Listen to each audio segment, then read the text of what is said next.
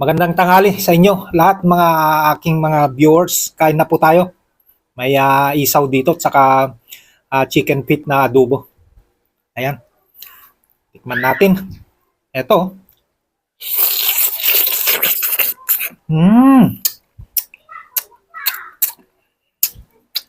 Ang sarap mga banyo.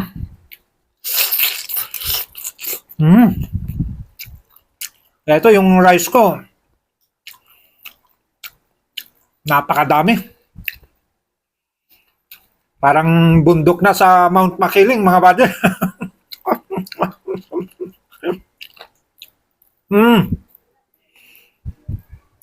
Sayang naman, meron pang yung pinaka sapin niya. Ito, yung masarap to kasi yung sunog. Nakanin. Yun na nga ipapartner natin dito sa adobong chicken natin na chicken feet.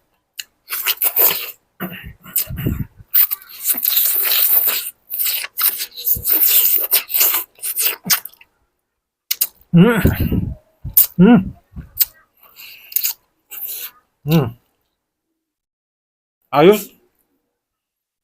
Samahan natin ng pampagana. Alam niyo naman, pag nandito ako sa probinsya, sa bahay namin, laging may pampagana. Ito na.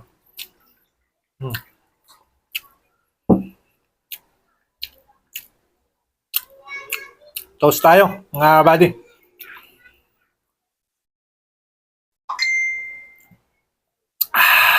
Ang sarap-sarap. Ayos. Kain na. May gulay. Kilawin.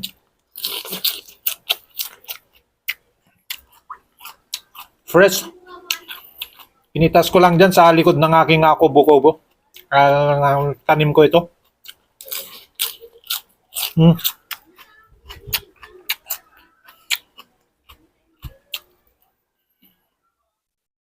Walang nakahalong mga ibang chemical na pinampalaki ko. Yung sariling nabuhay lang sa ulan sa araw. Diniligan ko rin. Kasi siyempre pag nagtanim ka, kailangan diligan mo rin para mabuhay.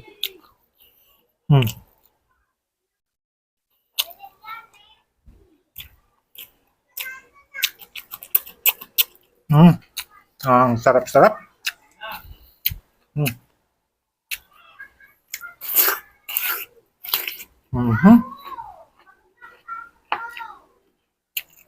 Ito, okra.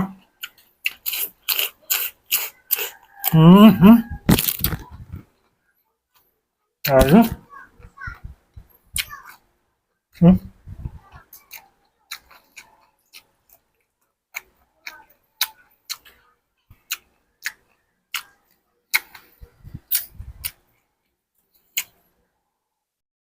Sapa.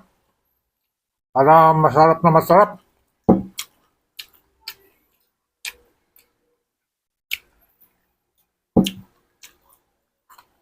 Alam niyo naman mga buddy, hindi naman ako umiinom ng ibang alak. Ito lang red wine. Yung mga ibang klaseng mga kung ano-ano. Ito lang ako sa red wine. Ang sarap-sarap. Napakasarap.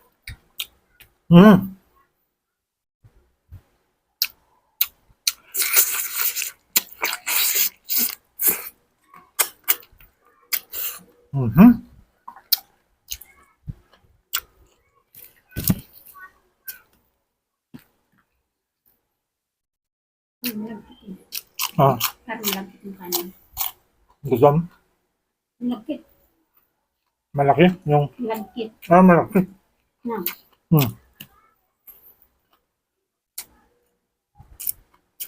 Ngayon lang ako nakatrim ng white rice ulit. Kasi, alam nyo, pag nandun ako sa aking apartment, ay ako lang mag-isa, lagi akong black rice. Hindi ko alam bakit ayaw nila yung black rice. Napakamahal yun. Mas mahal pa kaysa yung white rice. Hmm. Hmm.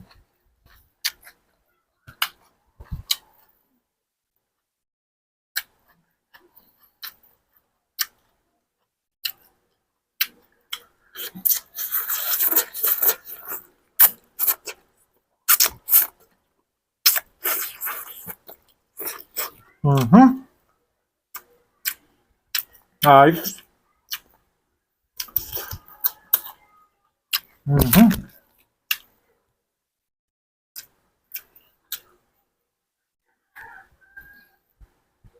Mahaba na ito. Hmm.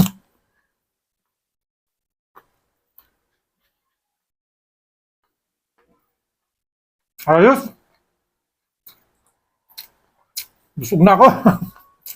Thank you mga bal. Salamat sa panonood.